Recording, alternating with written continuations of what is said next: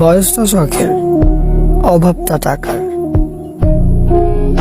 আমার মুখে সারাদিন থাকে কত মিথ্যে হাসি, তবুও মানুষ জিজ্ঞেস করলে বলতে হয় আলহামদুলিল্লাহ, আমি অনেক ভালো আছি।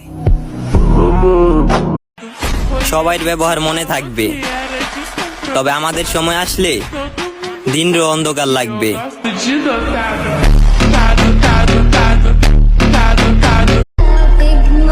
তুমি মসজিদে না গেলে কি হবে? মসজিদের খাট তোমার বাসায় একদিন ঠিকই পৌঁছে যাবে।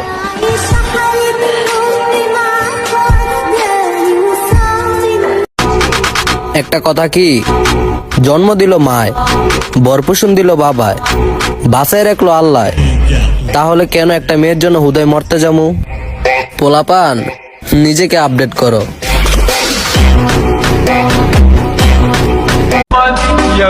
আমাকে হারানো ব্যক্তিরা সবসময় আফসোস করে, কারণ আমি ফোন থেকে না, সোজা মন থেকে ব্লক করে দিই।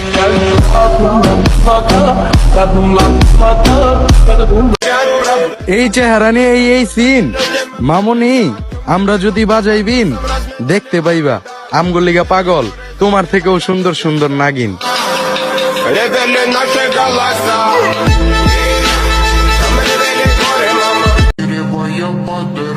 আমি জানি আমার ভিতরে সবগুলাই খারাপ অভ্যাস, কিন্তু সবচাইতে ভয়ঙ্কর একটা অভ্যাস আছে যেটা আমি নিজেই ভয় পাই। এটা হলো রাগ। রাগ উঠলে আমি আমারই চিনি না, তোরে চিনবো কেমনে ভাই? আল্লাহ, জানি না কত গুনাহ করেছি, কিন্তু প্রত্যেক দুয়াতে তো আল্লাহ তোমার কাছে ক্ষমা চাই, আর তুমি ছাড়া আল্লাহ ক্ষমা করার আর কেউ নাই। তুই আমায় মারবি, মারলে মাইরা লাইবি। যদি আমি বেঁচে যাই, তোর বাঁচাবে এমন কোনো মাদার চোদ নাই।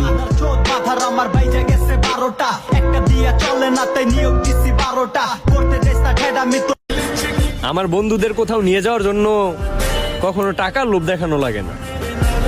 আমার বন্ধুদের কোথাও নিয়ে যাওয়ার জন্য শুধুমাত্র এই একটি কথাই যথেষ্ট, বন্ধু একটু চল, ওইখানে মেয়ে আছে। আমি যার প্রতি আসক্ত, খোঁজ নিয়ে দেখি সে আমার প্রতি বিরক্ত।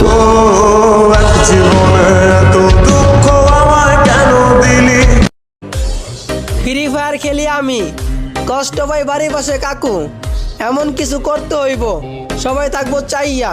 কিছুদিন পর বাড়ি পাশে কাকুও কইব লইয়া যাও আমার মাইয়া।